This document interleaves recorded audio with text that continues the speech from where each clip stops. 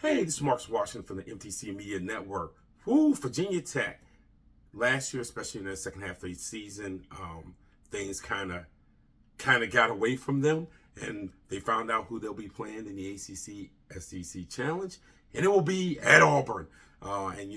Bruce Pearl and those guys will have them rearing and ready to go. But there are some questions for the Virginia Tech Hokies, and it starts with what sort of feel are you going to have for them this year? And I think it's going to be a different feel with Justin Mutson, Grant Basile gone. I expect for Virginia Tech to be a lot more guard-oriented with experience from Sean Padula and Hunter Couture. And then you throw in Rodney Rice, who's playing there down the stretch after he came back from injury. And each one of those guys give you something different.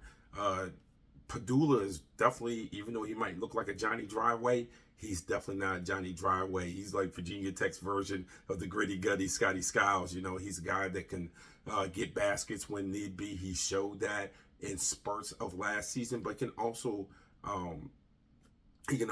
be a setup guy. And that's where Couture comes in it.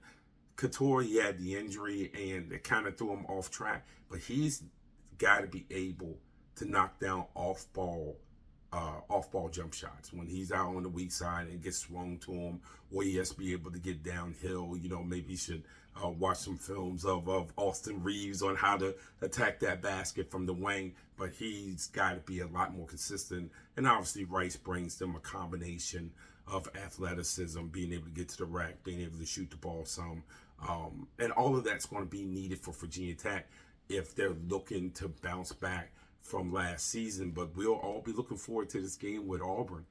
No doubt about it. It's going to kind of read into what to expect from Young's crew. This is Marcus Washington from MTC Media Network.